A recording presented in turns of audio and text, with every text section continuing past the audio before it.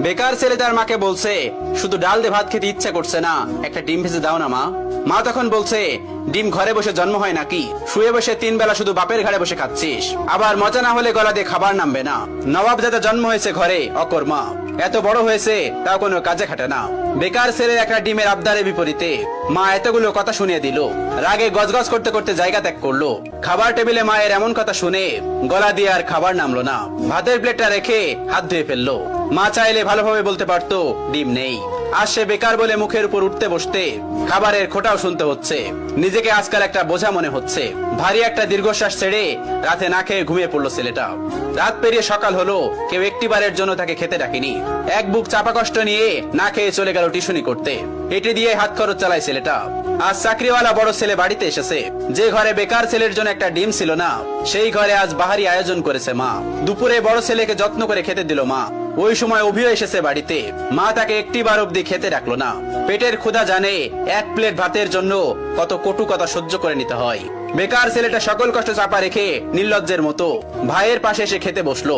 মা ভাই হয়তো একটু বিরক্ত হলো তার আগমনে। মা 2 ছেলেকে ভাত দিল, তবে বড় বড় মাছের টুকরো গুলো এবং মাংসের টুকরো গুলো চাকরিওয়ালা ছেলের থালাতে উঠলো। অভি মাথা নিচু করে এক থালা কথা নামক খাবার হজম করছে। আর সেই ফাঁকে মা বড় ছেলের ভাতের নিচে বড় সড়ক একটা চিংড়ি গুজে দিল, যা চোখ এড়ালো না বেকার ছেলেটির। কে বলল বাবা মায়ের ভালোবাসা সব সন্তানের জন্য সমান হয়? এই যে মায়ের ভালোবাসায় কত ব্যবধান, এই কষ্টগুলো কাউকে বলা যায় না, আর সহ্যও করা যায় না। আজ তারও একটা চাকরি হলে মা তাকেও নিশ্চয়ই এভাবে এক্সট্রা খাতির যত্ন করতো, কথায় কথায় মন্দ বলতো না। হঠাৎ চোখের কোনায় 2 ফোঁটা জল চিকচিক করছে ছেলেটার। সাথে সাথে খুব গোপনে তা লুকিয়ে প্লেটের ভাতগুলো চুপচাপ খেয়ে নিল। বিষণ্ণ মনটা নিয়ে আমি টাকা দিব? অনেক তো বাসায় বাসায় খাওয়াইছি, আর না। তুই আমার সোজা সাপটা কথা শোন, আমি তো এত পকেট খরচ দিতে পারবো না। এখন থেকে নিজে নিজে ইনকাম করে খা, আর তা না পারলে আমার ঘর থেকে বাইর হয়ে যা। এত ঝামেলা আমার সহ্য হয় না, তুই আমার চোখের সামনে থেকে দূর হ। বাবার এতগুলো কথা শুনে ছেলেটার বুকটা মোচড় দিয়ে উঠলো। ভারী কয়েকটা দীর্ঘশ্বাস ফেলে নিঃশব্দে বের হয়ে আসলো ঘর থেকে। এদিকে প্রিয় মানুষটা বারবার কল দিয়ে তাকে তাড়া দিচ্ছে। নিজেকে সামলে নিল অভি। বাগান থেকে একটা গোলাপ ছিঁড়ে নিজের পকেটে রেখে দিল অভি।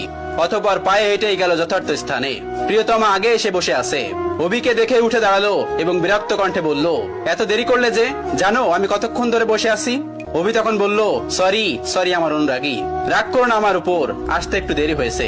প্রিয়তমা তখন বলল, চুপ করো, চুপ করে থাকো, নিশ্চয় টাকা ছিল না, নিশ্চয় পায়ে হেঁটে এসেছো।